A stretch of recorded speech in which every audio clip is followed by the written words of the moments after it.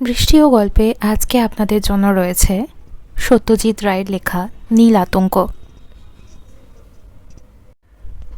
আমার নাম অনিরুদ্ধ বোস। আমার বয়স 29। এখনও বিয়ে করিনি। আজ 8 বছর হলো আমি কলকাতার একটা সদাগরি আপিসে চাকরি করি। মাইনে যা পাই তাতে একা মানুষের দিব্যি চলে যায়। সর্দার শঙ্কর রোডে একটা ফ্ল্যাট ভাড়া করে আছি। দোতলায় 2খানা ঘর, দক্ষিণ খোলা। 2 বছরই হলো একটা অ্যাম্বাসেডর গাড়ি কিনেছি। সেটা আমি নিজেই চালাই। আপিসের কাজের বাইরে একটু আধটু সাহিত্য করার শখ আছে। আমার 3খানা গল্প বাংলা মাসিক পত্রিকায় বেরিয়েছে। চেনা মহলে প্রশংসাও পেয়েছি। তবে এটা আমি জানি যে কেবলমাত্র লিখে রোজগার করার মতো ক্ষমতা আমার নেই। গত কয়েক মাসে লেখা একদম হয়নি, তবে বই পড়েছি অনেক, আর তার সবই বাংলাদেশের নীল চাষ সম্পর্কে। এ বিষয়ে এখন আমাকে একজন অথরিটি বলা চলে। কবে সাহেবরা এসে আমাদের দেশে প্রথম নীলের চাষ শুরু করলো, আমাদের গ্রামের লোকেদের ওপর তারা কিভাবে অত্যাচার করত, কিভাবে নীল বিদ্রোহ হলো, আর সব শেষে কিভাবে জার্মানি কৃত্রিম উপায়ে নীল তৈরি করার ফলে এদেশ থেকে নীলের পাট উঠে গেল, এ সবই এখন আমার নখদর্পণে। যে সাংঘাতিক অভিজ্ঞতার ফলে আমার মনে নীল সম্পর্কে এই কৌতূহল জাগল, সেটা বলার জন্যই আজ লিখতে বসেছি। এখানে আগে আমার ছোটবেলার কথা বলা একটু দরকার। আমার বাবা মুঙ্গেরের নামকরা ডাক্তার ছিলেন। ওখানেই আমার জন্ম, আর ওখানের এক মিশনারি স্কুলে আমার ছেলেবেলার পড়াশুনো। আমার এক দাদা আছেন, আমার চেয়ে 5 বছরের বড়। তিনি বিলেতে গিয়ে ডাক্তারি পাশ করে লন্ডনের কাছেই গোল্ডার্স গ্রিন বলে একটা জায়গায় হাসপাতালের সঙ্গে যুক্ত হয়ে কাজ করছেন। দেশে ফেরার বিশেষ ইচ্ছে আছে বলে মনে হয় না। আমার যখন 16 বছর বয়স, তখন বাবা মারা যান। তার কয়েক মাস পরেই আমি মাকে নিয়ে কলকাতায় এসে আমার বড় মামার বাড়িতে উঠি। মামা বাড়িতে থেকেই আমি সেন্ট জেভিয়ার্স থেকে বিএ পাশ করি।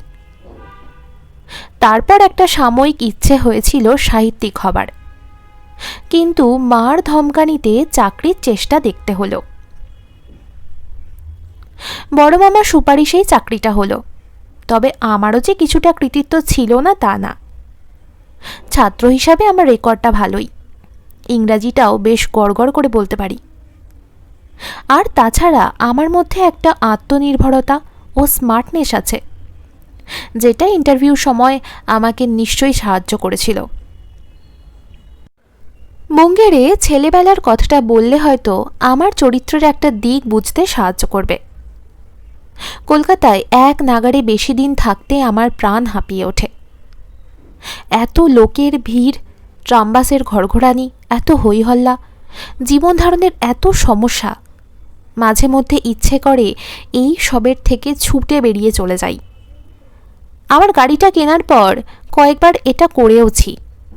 ছুটির দিনে একবার ডায়মন্ড হারবারে, একবার পোর্ট ক্যানিংয়ে, একবার দমদমের রাস্তা দিয়ে সেই একেবারে হাসনাবাদ পর্যন্ত ঘুরে এসেছি।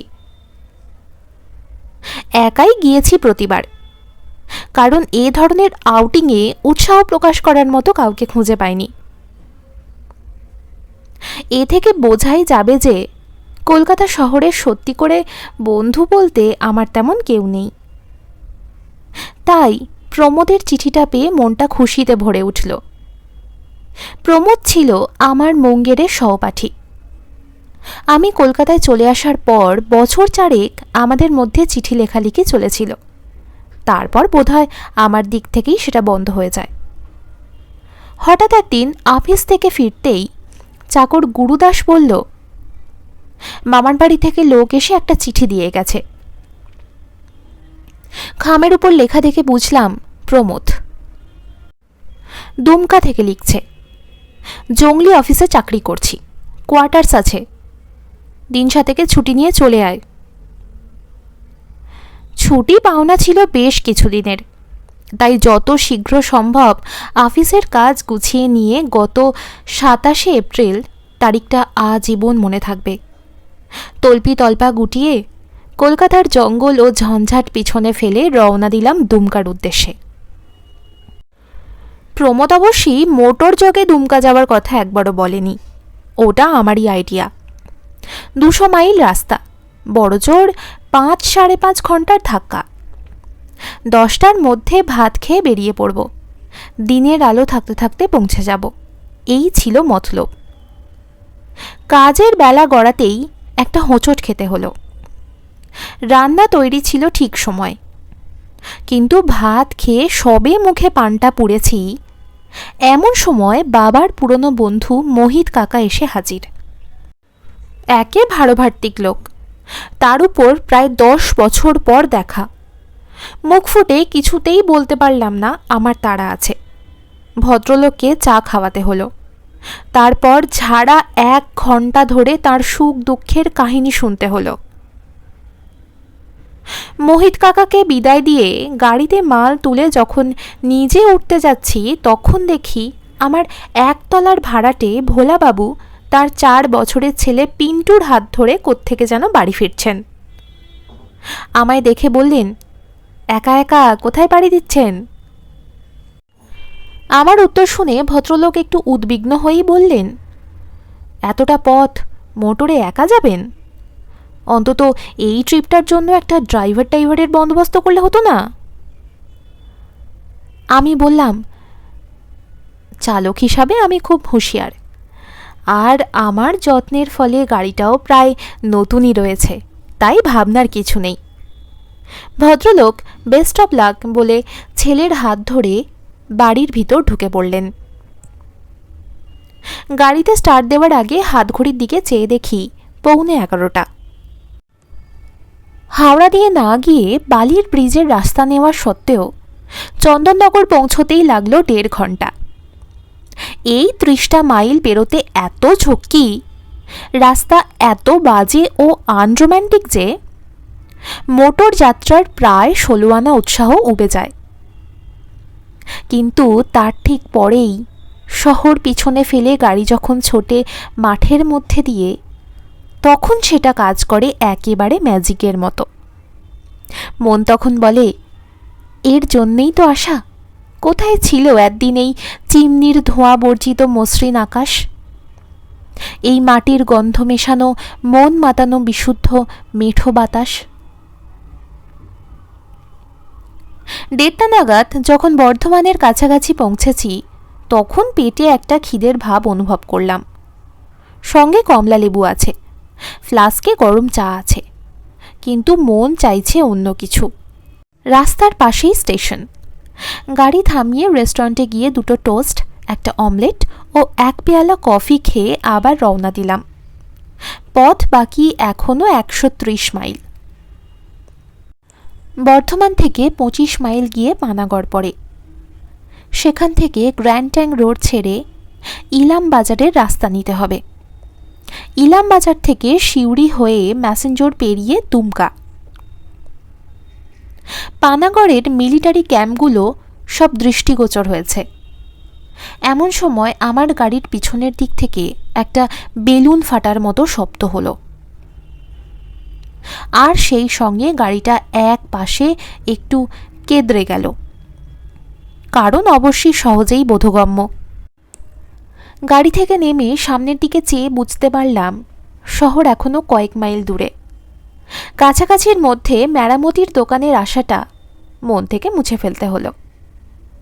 সঙ্গে যে স্টেপনি ছিল না তা নয়, আর জ্যাক দিয়ে গাড়ি তুলে ফাটা টায়ার খুলে ফেলে তার জায়গায় নতুন টায়ার পরানো আমার অসাধ্য কিছু নয়। তবু এক্ষেত্রে পরিশ্রম এড়ানোর ইচ্ছাটা অস্বাভাবিক নয়। আর গ্র্যান্ড ট্যাঙ্ক রোডের মাঝখানে দাঁড়িয়ে গাড়িতে টায়ার পরাবো, পাশ দিয়ে হুস হুস করে অন্য কত গাড়ি বেরিয়ে যাবে, আর আমার শোচনীয় হাস্যকর অবস্থাটা তারা দেখে ফেলবে। এটা ভাবতে মোটেই ভালো লাগছিল না, কিন্তু কি আর করা। 10 মিনিট এদিক ওদিক চেয়ে ঘোরাফেরা করে গঙ্গা বলে কাজে লেগে পড়লাম। নতুন টায়ার লাগিয়ে ফাটা টায়ার কেরিয়ারে ভরে ডালা বন্ধ করে যখন সোজা হয়ে উঠে দাঁড়ালাম, তখন শার্টটা ঘামে ভিজে শরীরের সঙ্গে সেঁটে গেছে। ঘড়িতে দেখি 2:30 বেজে গেছে। আবহাওয়াতে একটা গুমোট ভাব। ঘণ্টাখানেক আগেও সুন্দর হাওয়া বইছিল। গাড়ি থেকে দেখছিলাম বাঁশঝাড়ের মাথাগুলো নুয়ে নুয়ে পড়ছে। এখন চারদিক থমথমে। গাড়িতে ওঠার সময় পশ্চিমের আকাশে নিচের দিকে দূরের গাছপালার মাথায় একটা কালচে নীলের আভাস লক্ষ্য করলাম। মেঘ। ঝড়ের মেঘ কি? কালবৈশাখী? ভেবে লাভ নেই। স্পিডোমিটারের কাঁটা আরও চড়াতে হবে। ফ্লাক্সটা খুলে খানিকটা গরম চা মুখে ঢেলে আবার রওনা দিলাম। ইলামবাজার পেরোতে না পেরোতেই ঝড়টা এসে পড়ল।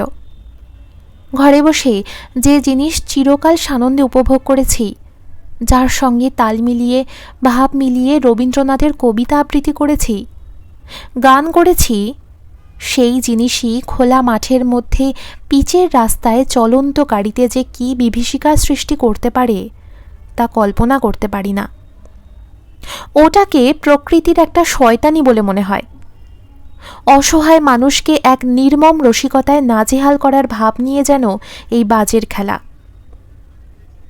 এদিকে ওদিকে আচমকা বৈদ্যুতিক স্মরণিক্ষেপ, তার পর মুহূর্তেই কর্ণপটাহ বিদীর্ণ করা দমকা গর্জন। এক সময় মনে হচ্ছে যে আমার এই নিরীহ অ্যাম্বাসেডর গাড়িকেই তাক করে বিদ্যুৎ বাণ নিক্ষেপ হচ্ছে, এবং আরেকটু মনোযোগ দিয়ে কাজটা করলেই লক্ষ্যভেদ হয়ে যাবে। এই দুর্যোগের মধ্যেই কোনো মতে যখন শিউরি ছাড়িয়ে ম্যাসেঞ্জারের পথে পড়েছি, তখন হঠাৎ একটা বিস্ফোরণের শব্দ হলো, যেটাকে কোনো মতেই বজ্রপাত বলে ভুল করা চলে না। বুঝলাম আমার গাড়ির আরেকটি টায়ার কাজে ইস্তফা দিলেন। হাল ছেড়ে দিলাম। মুষলধারে বৃষ্টি শুরু হয়েছে। ঘড়িতে 5:30। গত 20 মাইল স্পিডোমিটারের কাঁটাটাকে 15 থেকে 25-এর মধ্যে রাখতে হয়েছে, না হলে এতক্ষণ ম্যাসেঞ্জার ছাড়িয়ে যাওয়ার কথা। কোথায় এসে পৌঁছালাম? সামনের দিকে চেয়ে কিছু বোঝার উপায় নেই। কাঁচের উপর জলপ্রপাত। ওয়াইপারটা সপাট সপাট শব্দ করে চলেছে, কিন্তু সেটাকে কাজ না বলে খেলা বলাই ভালো।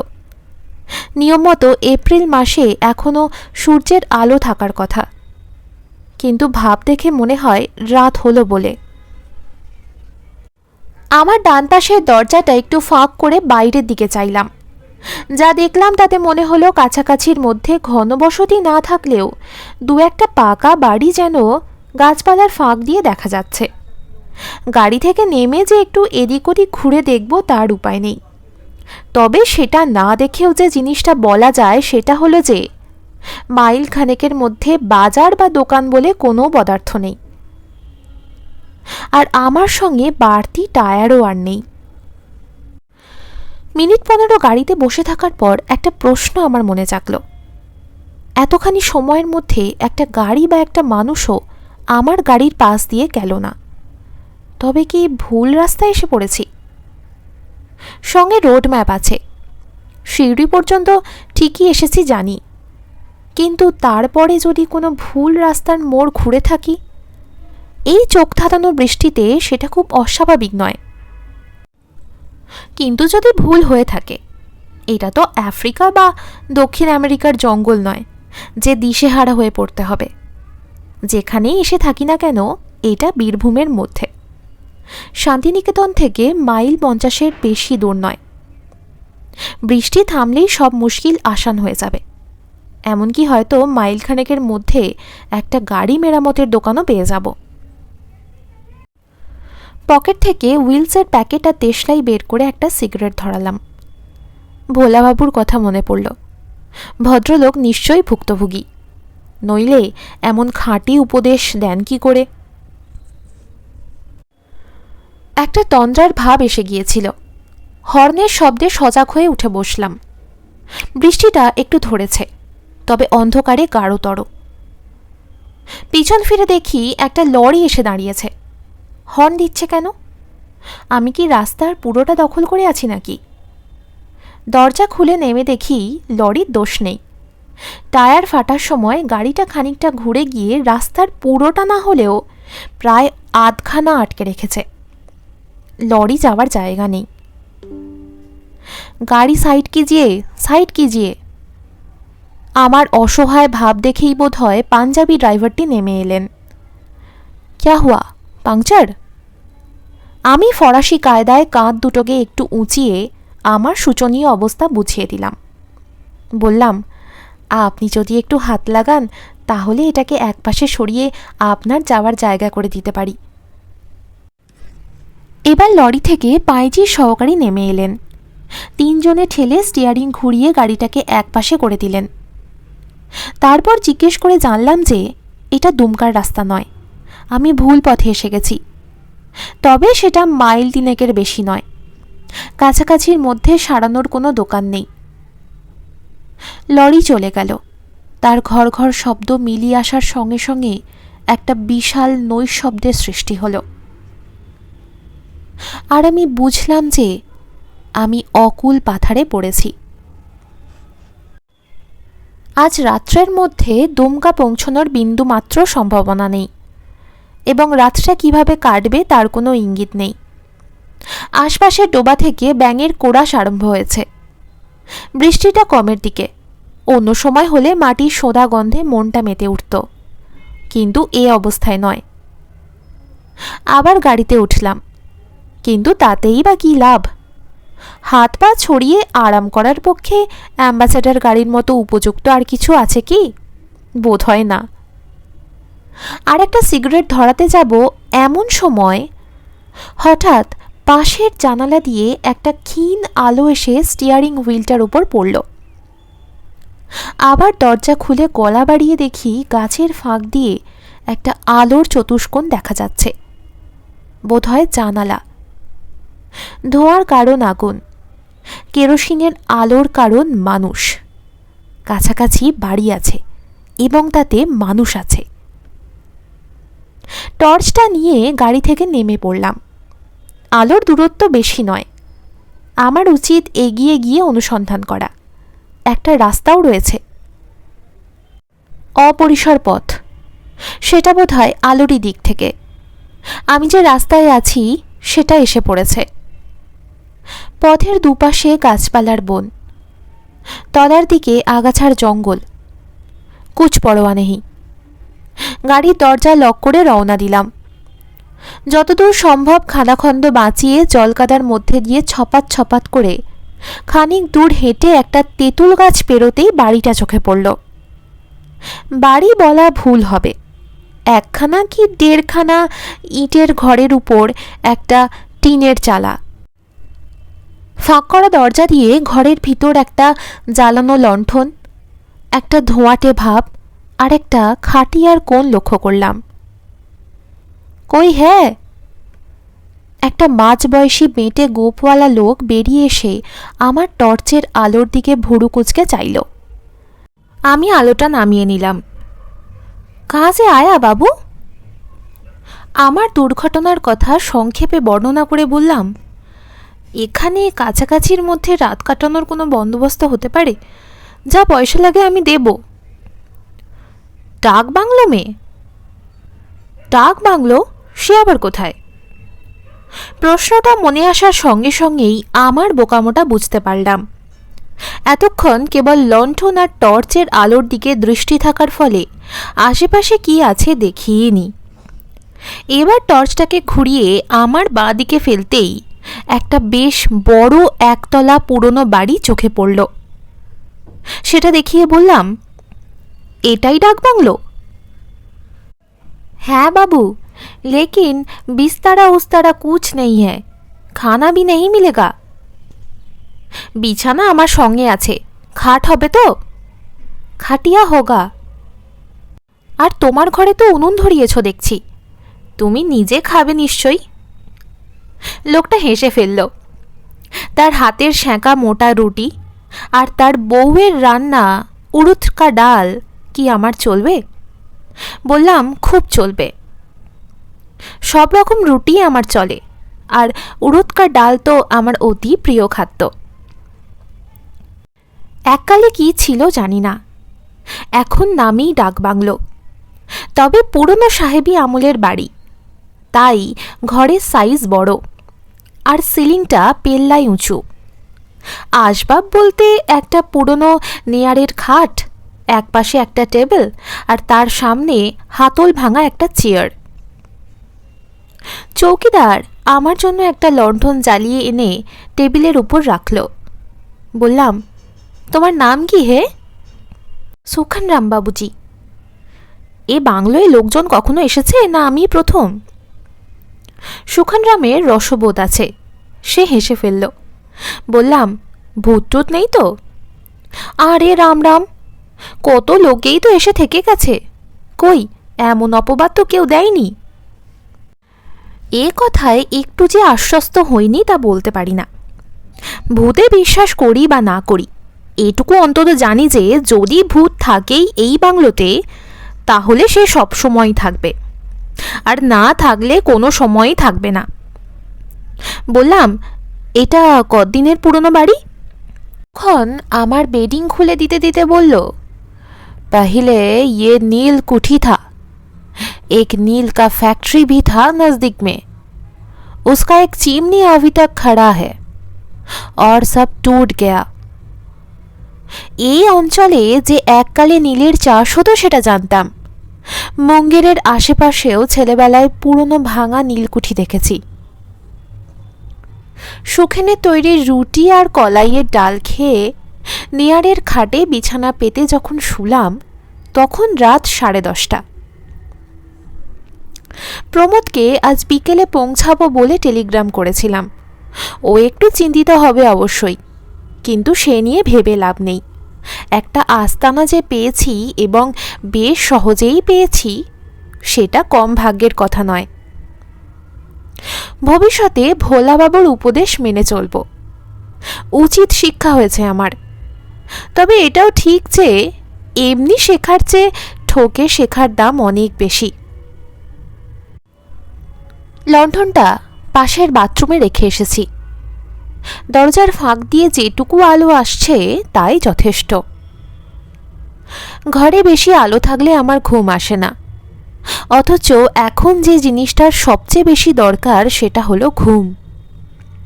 গাড়ি থেকে জিনিসপত্র সব বের করে নিয়ে সেটা লক করে এসেছি। বলাই বাহুল্য, এটুকু জোর গলায় বলতে পারি যে আজকালকার দিনে কলকাতার রাস্তায় গাড়ি ফেলে রাখা যতটা বিপজ্জনক, গ্রামের রাস্তায় তার চেয়ে হয়তো কিছুটা কমই। বাইরে বৃষ্টির শব্দ থেমে গেছে। ব্যাঙ আর ঝিঝির সমবেত কণ্ঠস্বরে রাত মুখর হয়ে উঠেছে। শহরের জীবনটা এত দূরে আর এত পিছিয়ে সরে গেছে যে সেটাকে একটা প্রাগ ঐতিহাসিক পর্ব বলে মনে হচ্ছে। নীলকুঠি, দীনবন্ধু মিত্রের নীল দর্পণ নাটকের কথা মনে পড়ল। কলেজে থাকতে অভিনয় দেখেছিলাম কর্নওয়ালিস স্ট্রিটের কোনো এক পেশাদারি থিয়েটারে। ঘুমটা হঠাৎ ভেঙে গেল। কতক্ষণ পরে তা জানি না। দরজায় একটা খচমচ শব্দ হচ্ছে, ভিতরে হুড়কো দেওয়া। বুঝলাম বাইরে থেকে কুকুর বা শিয়াল জাতীয় একটা কিছু নখ দিয়ে সেটাকে আঁচড়াচ্ছে। মিনিট খানেক পরে আওয়াজটা থেমে গেল, আবার সব চুপচাপ। চোখ বুঝলাম, কিন্তু সে অল্পক্ষণের জন্য। একটা কুকুরের ডাকে ঘুমটা একেবারে গেল। বাংলার গ্রাম্য নেড়ি কুত্তার ডাক না, এ হলো বিলেতি হাউন্ডের হুঙ্কার। এ ডাক আমার অচেনা নয়। মুঙ্গেরে আমাদের বাড়ির দুটো বাড়ি পরেই মার্টিন সাহেবের বাড়ি থেকে রাত্রে এ ডাক শুনতে পেতাম। এ তল্লাটে এমন কুকুর কে পুষবে? একবার মনে হলো উঠে গিয়ে দরজা খুলে দেখি, কারণ কুকুরটা ডাক বাংলোর খুব কাছেই রয়েছে বলে মনে হচ্ছে। তারপর মনে হলো সামান্য একটা কুকুরের ডাক নিয়ে এতটা মাথা ঘামানোর কোনো মানেই হয় না, তার চেয়ে আবার ঘুমানোর চেষ্টা করা যাক। রাত কটা হলো? জানালা দিয়ে অল্প চাঁদের আলো আসছে। শো অবস্থাতেই বাঁ হাতটা তুলে মুখের সামনে আনতেই বুকটা ধড়াস করে উঠল। হাতে ঘড়ি নেই, অথচ অটোমেটিক ঘড়ি যত পড়ে থাকা যায় ততই ভালো বলে ওটা শোয়ার সময় কখনোই খুলে শুই না। ঘড়ি কোথায় গেল? শেষটাই কি ডাকাতের আস্তানায় এসে বললাম নাকি? তাহলে আমার গাড়ির কি হবে? বালিশের পাশে হাতড়িয়ে টর্চটা খুঁজতে গিয়ে দেখি সেটাও নেই। এক লাফে বিছানা থেকে উঠে মাটিতে হাঁটু গেড়ে বসে খাটের নিচে তাকিয়ে দেখি সুটকেসটা উধাও। মাথা গরম হয়ে গেল। এর একটা বিহিত করতেই হবে। হাঁক দিলাম, চৌকিদার। কোনো উত্তর নেই। বারান্দায় যাব বলে দরজার দিকে এগিয়ে খেয়াল হলো যে হুড়কোটাকে যেরকমভাবে লাগিয়ে শুয়েছিলাম ঠিক তেমনই আছে। জানালাতেও গরাদ। তবে চোর এলো কোথা দিয়ে? দরজার হুড়কোটা খুলতে আমার নিজের হাতের উপর চোখ পড়ে কেমন জানি খটকা লাগলো। হাতে কি দেওয়াল থেকে চুন লেগেছে, না পাউডার জাতীয় কিছু? এমন ফ্যাকাশে লাগছে কেন? আর আমি তো গেঞ্জি পরে শুয়েছিলাম। তাহলে আমার গায়ে লম্বা হাতা সিল্কের শার্ট কেন? মাথা ঝিমঝিম করতে লাগলো। দরজা খুলে বাইরে এলাম। ছাউকিদার। নিজের গলার স্বর চিনতে পারলাম না, উচ্চারণও না। যতই মিশনারি স্কুলে পড়ি না কেন, বাংলা উচ্চারণে উগ্র সাহেবিয়ানা আমার কোনো দিনও ছিল না। আর চৌকিদারি বা কোথায়? আর কোথায় বা তার ঘর? বাংলোর সামনে ধুধু করছে মাঠ। দূরে আবছা একটা বাড়ি দেখা যাচ্ছে, তার পাশে একটা চিমনির মতো স্তম্ভ। চারদিকে অস্বাভাবিক নিস্তব্ধতা। আমার পরিবেশ বদলে গেছে, আমি নিজেও বদলে গেছি। ঘামার্ত অবস্থায় ঘরে ফিরে এলাম। চোখটা অন্ধকারে অভ্যস্ত হয়ে গেছে। ঘরের সব কিছুই এখন দেখতে পাচ্ছি।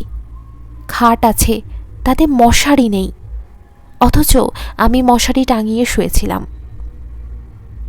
বালিশ যেটা রয়েছে সেটাও আমার নয়, আমারটা ছিল সাধারণ। এটার পাশে বাহিরের কুঁচি দেওয়া বর্ডার। খাটের ডান দিকে দেওয়ালের সামনে সেই টেবিল, সেই চেয়ার, কিন্তু তাতে প্রাচীনত্বের কোনো চিহ্ন নেই। আবছা আলোতেও তার বার্নিশ করা কাঠটা চকচক করছে। টেবিলের উপর রাখা রয়েছে লণ্ঠন নয়, বাহারের শেডওয়ালা কাজ করা কেরোসিনের ল্যাম্প। আরও জিনিসপত্র রয়েছে ঘরে, সেগুলো ক্রমে দৃষ্টিগোচর হলো। এক কোনায় দুটো ট্রাঙ্ক, দেওয়ালে একটা আনলা, তা থেকে ঝুলছে একটা কোট, একটা অদ্ভুত অচেনা ধরনের টুপি, আর একটা হান্টার চাবুক। আনলার নিচে একজোড়া হাঁটু অবধি উঁচু জুতো। জিনিসপত্র ছেড়ে আরেকবার আমার নিজের দিকে দৃষ্টি দিলাম। এর আগে শুধু সিল্কের শার্টটা লক্ষ্য করেছিলাম, এখন দেখলাম তার নিচে রয়েছে সরু চাপা প্যান্ট, আরও নিচে মোজা। পায়ে জুতো নেই, তবে খাটের পাশেই দেখলাম একজোড়া কালো রঙের বুট রাখা রয়েছে। আমার ডান হাতটা এবার আমার মুখের উপর বুলিয়ে বুঝতে পারলাম শুধু গায়ের রং ছাড়াও আমার চেহারার অনেক পরিবর্তন হয়েছে। এত চোখা নাক, এত পাতলা ঠোঁট আর সরু চোয়াল আমার নয়। মাথায় হাত দিয়ে দেখি ঢেউ খেলানো চুল পিছনে কাঁধ অবধি নেমে এসেছে। কানের পাশে জুলপি নেমে এসেছে প্রায় চোয়াল পর্যন্ত। বিস্ময় এবং আতঙ্কের সঙ্গে সঙ্গে একটা উগ্র কৌতূহল হলো আমার নিজের চেহারাটা দেখার জন্য। কিন্তু আয়না, আয়না কোথায়? রুদ্ধশ্বাসে দৌড়ে গিয়ে এক ধাক্কায় বাথরুমের দরজাটা খুলে ভিতরে ঢুকলাম। আগে দেখেছিলাম একটিমাত্র বালতি ছাড়া সেখানে আর কিছু নেই।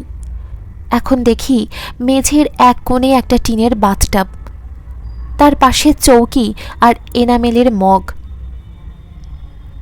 যে জিনিসটা খুঁজছিলাম সেটা রয়েছে আমার ঠিক সামনেই, একটা কাঠের ড্রেসিং টেবিলের উপর লাগানো একটা ওভাল শেপের আয়না।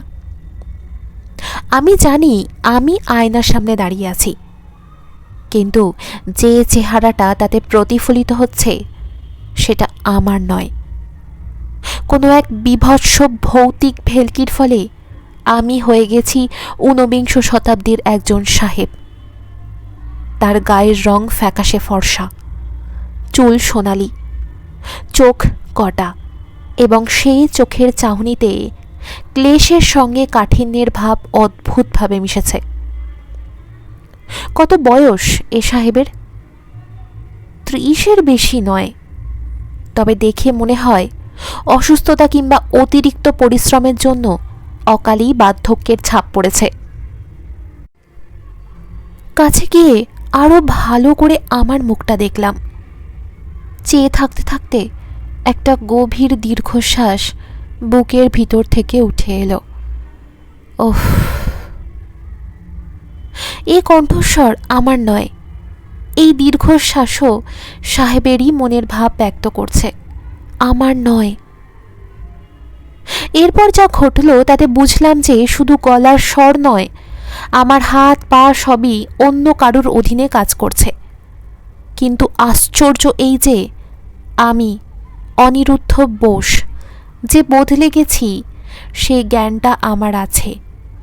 অথচ এই পরিবর্তনটা ক্ষণস্থায়ী না চিরস্থায়ী, এ থেকে নিজের অবস্থায় ফিরে আসার কোনো উপায় আছে কি না তা আমার জানা নেই। বাথরুম থেকে শোয়ার ঘরে ফিরে এলাম। আবার রাইটিং টেবিলের দিকে চোখ পড়ল। ল্যাম্পটা এখন জ্বলছে। ল্যাম্পের নিচে খোলা অবস্থায় একটা চামড়া দিয়ে বাঁধানো খাতা, তার পাশে একটা দোয়াতে ডোবানো রয়েছে একটা খগের কলম। টেবিলের দিকে এগিয়ে গেলাম। খাতার খোলা পাতায় কিছু লেখা হয়নি। কোনো এক অদৃশ্য শক্তি আমাকে চেয়ারে বসিয়ে দোয়ার থেকে কলমটা আমার ডান হাত দিয়ে তুলিয়ে দিল। সে হাত এবার বাঁ দিকে সাদা পাতার দিকে অগ্রসর হলো। ঘরের নিস্তব্ধতা ভেদ করে খসখস করে শব্দ করে খগের কলম লিখে চলল। 27 এপ্রিল 1868। কানের কাছে আবার সেই রাক্ষসে মশার বিনবুনানি আরম্ভ হয়েছে। শেষটায় এই সামান্য একটা পোকার হাতে আমার মতো একটা জাদ্রেল ব্রিটিশকে পরাহত হতে হবে। ভগবানের এ কেমন বিধি! এরিক পালিয়েছে, পার্সিয়ার টনিও আগেই ভেগেছে। আমার বোধ হয় এদের চেয়েও বেশি টাকার লোভ, তাই বারবার ম্যালেরিয়ার আক্রমণ সত্ত্বেও নীলের মোহ কাটাতে পারিনি।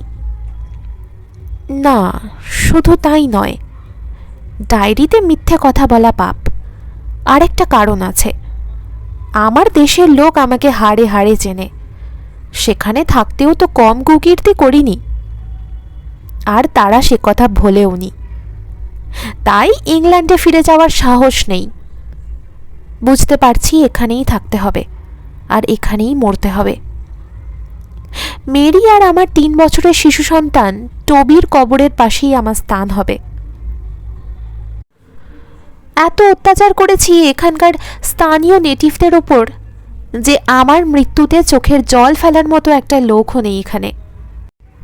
এক যদি মির্জান কাঁদে, আমার বিশ্বস্ত অনুগত বেয়ারা মির্জান। আর রেক্স, আসল ভাবনা তো রেক্সকে নিয়ে। হায় প্রভুভক্ত কুকুর, আমি মরে গেলে তোকে এরা আস্ত রাখবে না রে। হয় ঢিল মেরে, না হয় লাঠির বাড়ি মেরে তোর প্রাণ শেষ করবে এরা। তোর যদি একটা ব্যবস্থা করে যেতে পারতাম। আর লিখতে পারলাম না, হাত কাঁপছে। আমার হাত নয়, ডায়েরি লেখকের। কলম রেখে দিলাম। এবার আমার ডান হাতটা টেবিলের উপর থেকে নেমে কোলের কাছে এসে ডান দিকে গেল। একটা দেরাজের হাতল। হাতের টানে দেরাজ খুলে গেল। ভিতরে একটা পিনকুশন, একটা পিতলের পেপার ওয়েট, একটা পাইপ, কিছু কাগজপত্র। আরও খানিকটা খুলে গেল দেরাজ। একটা লোহার জিনিস চকচক করে উঠল। পিস্তল, তার হাতলে হাতির দাঁতের কাজ। আমার হাত পিস্তলটা বার করে নিল। হাতের কাঁপুনি থেমে গেল। বাইরে শেয়াল ডাকছে। সেই শেয়ালের ডাকে প্রত্যুত্তরেই যেন গর্জিয়ে উঠল হাউন্ডের কণ্ঠস্বর। চেয়ার ছেড়ে উঠে দরজার দিকে গেলাম। দরজা খুলে বাইরে, সামনের মাঠে চাঁদের আলো। বাংলোর বারান্দা থেকে হাত 20 দূরে ছাই রঙের একটা প্রকাণ্ড গ্রে হাউন্ড ঘাসের উপর দাঁড়িয়ে আছে। আমি বাইরে আসা মাত্র আমার দিকে ফিরে লেজ নাড়াতে লাগল। রেক্স, সেই গম্ভীর ইংরেজ কণ্ঠস্বর। দূরে বাঁশবন ও নীলের ফ্যাক্টরির দিক থেকে ডাকটা প্রতিধ্বনি হয়ে এলো। Rex, Rex. রেক্স এগিয়ে এলো, তার লেজ নড়ছে। ঘাস থেকে বারান্দায় ওঠার সঙ্গে সঙ্গে আমার ডান হাত কোমরের কাছে উঠে এলো, পিস্তলের মুখ কুকুরের দিকে। রেক্স যেন থমকে গেল, তার জ্বলন্ত চোখে একটা অবাক ভাব। আমার ডান তর্জনী পিস্তলের ঘোড়া টিপে দিল। বিস্ফোরণের সঙ্গে একটা চোখ ঝলসানো আলো, একটা ধোঁয়া আর চারিদিকে ছড়িয়ে পড়া বারুদের গন্ধ। রেক্সের দেহের সামনের অংশ বারান্দার উপর ও পিছনটা ঘাসের উপর এলিয়ে পড়েছে। পিস্তলের শব্দ শুনে কাক ডেকে উঠেছে দূরের গাছপালা থেকে। ফ্যাক্টরির দিক থেকে কিছু লোক যেন ছুটে আসছে বাংলোর দিকে। ঘরে ফিরে এসে দরজায় হুড়কো লাগিয়ে খাটের উপর বসে পড়লাম। বাইরে লোকের গোলমাল এগিয়ে আসছে। পিস্তলের নলটা আমার কানের পাশে ঠেকিয়ে বুঝলাম সেটা বেশ গরম। তারপর আর কিছু জানি না।